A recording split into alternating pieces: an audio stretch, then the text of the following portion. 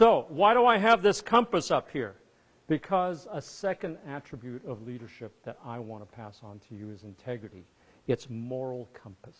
It's having a moral compass. You know, I used to backpack with my kids in the Alpine Lakes region wilderness in Washington State, which is just absolutely a gorgeous area. And sometimes we'd go off trail. Sometimes we'd want to go to these isolated high mountain lakes where people seldom went. You only had fishermen's trails. And if any of you have hiked fishermen's trail, you know fishermen go all over the place because they're just bushwhacking, trying to find how to get up to these lakes. If you didn't have a compass, you're dead because it is so easy to get lost in those woodsy trails finding these lakes. Same thing in being a leader. You have to have a moral compass. There has to be integrity in everyday life, in decisions, in work, in relationships. Your yes has got to be a yes. Your no has got to be a no. Your word has to be your bond. People have to be able to trust you. They have a right to be able to trust you. And if you breach that trust, you're done. You're done as a leader. So, we have to find a true north in our lives. You need that moral compass.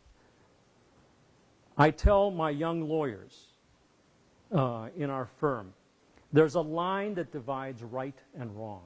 And by the way, it's a tough culture to figure out right and wrong.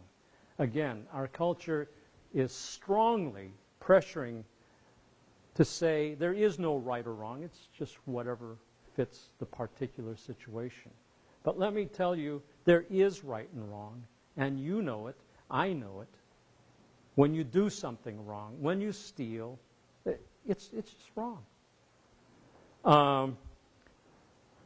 You have to find that true north, and you have to stick by it.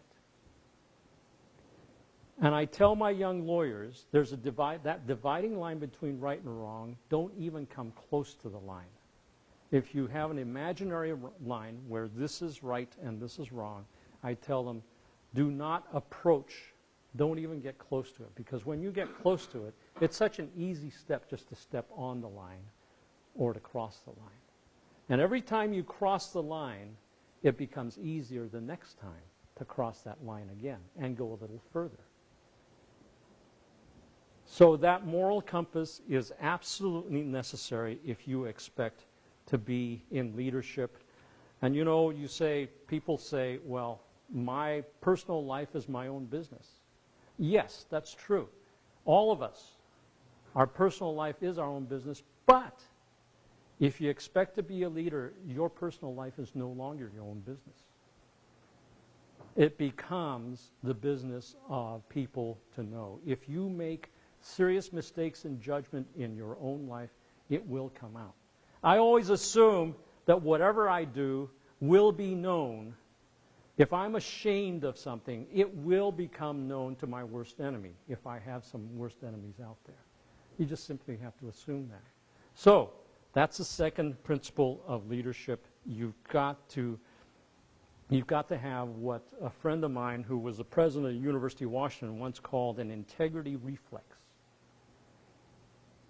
A reflex in knowing what is right and what is wrong, and commitment to doing what's right. That's the moral compass in you.